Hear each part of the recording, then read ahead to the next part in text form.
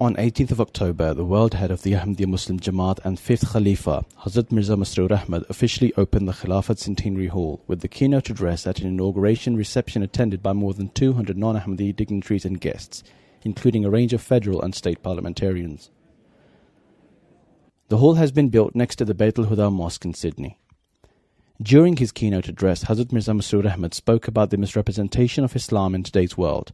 He spoke about the objectives of the Ahmadiyya Muslim community, and he spoke once again about his grave concerns that the world was heading towards a devastating global war. His Holiness also offered his personal sympathies to the people of New South Wales over the raging bushfires that were causing huge damage to parts of the state. The Khalifa began his address by acknowledging the damage caused to Islam's reputation by the acts of extremists and terrorists who had wrongly associated themselves with the religion. Hazrat Mirza Masroor Ahmad said, "Some so-called Muslims have conducted the most horrific terrorist acts and killings both in their countries and abroad. No doubt they have created a state of fear, which is terrifying the non-Muslim world, whilst at the same time defaming the pure name of Islam." In contrast to misguided extremists, Hazrat Mirza Masroor Ahmad said the Ahmadiyya Muslim community was constantly engaged in promoting the real teachings of Islam throughout the world. His Holiness said, "The Ahmadiyya Jamaat is a peace-loving community that acts entirely in accordance with the true teachings of Islam.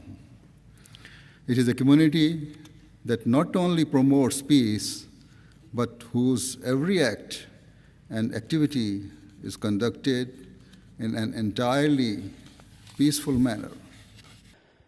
Speaking about the defining character of Ahmadi Muslims, His Holiness said, "Ahmadi Muslims can literally be described in just two lines as those people who fulfill the rights owed to God and those who fulfill the rights owed to God's creation. Without acting upon these teachings, a person cannot claim to be a true Ahmadi Muslim." Concluding, His Holiness appealed for all parties to work towards peace and understanding. He said there was an urgent need for all parties to set aside their personal and selfish interests for the sake of the common good. Hazrat Mirza Masroor Ahmad said, "Do not consider the problems and conflicts of today's world to be minor or insignificant, but instead strive your utmost and make every possible effort to establish peace.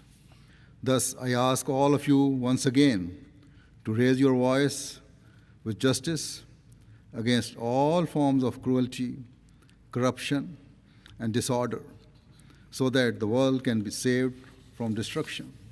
Earlier in the evening, a range of dignitaries also addressed the audience. Whilst at the conclusion of the event, Hazrat Mirza Masroor Ahmad met personally with non-Ahmadi guests, many of whom expressed their appreciation at the keynote address and requested a photo with the spiritual leader. Reporting for MTA, Tawqir Ahmad.